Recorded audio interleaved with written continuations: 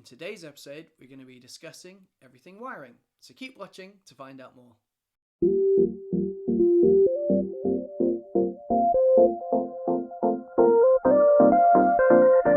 Hi there, I'm James. I'm one of the directors here at Astra Lumos, and in today's episode, we're discussing wiring.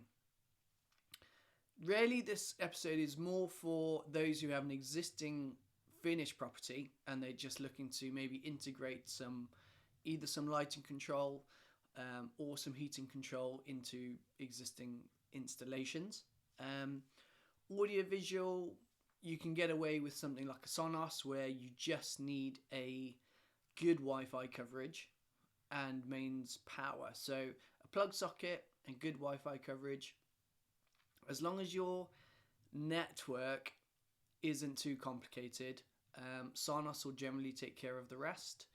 Same with HEOS. There tends to be fewer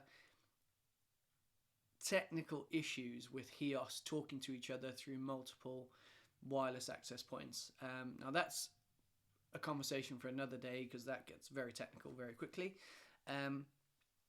Mainly, I suppose this refers to lighting. So you've got an existing installation, so finished house, just using conventional switches such as rocker switches or dimmers, but you'd like to take it to the next level with some smooth lighting control. Something like a Rayco or a Lutron RA2, they are designed for retrofit. So that's generally a nice easy win. Something you need to just be aware of is it's probably worth having an electrician or whoever you're looking at helping you with your lighting control. Get them just to come in, have a really sort of deep dive into your existing installation, check the wiring, make sure that it meets sort of current regulations, or if it doesn't, I would be looking to make sure the wiring is safe before you start thinking about implementing a wiring system. So we have done it before where we've been contacted, clients like, look, I've got an existing property, it was rewired,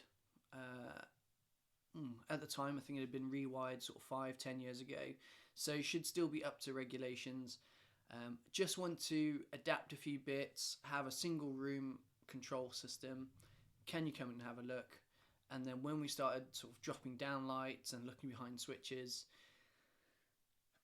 safe to say it was done pretty terribly. So first of all, we obviously had to have that difficult conversation where actually we need to just make this safe, then get it up to code, and then come back for the lighting control side of things. So what it did mean though is by having to really dig deep into the installation, we were able to actually not only make sure it was safe and he was happy that it was safe, but also we were able to actually customize his lighting control even further, because the bits that we did have to rewire that didn't quite meet code meant that we were able to rewire with a specific purpose in mind. So it was kind of a win-win-win-ish. So although there was more work entailed than initially thought, client ultimately got exactly what he wanted, and he got that lighting control system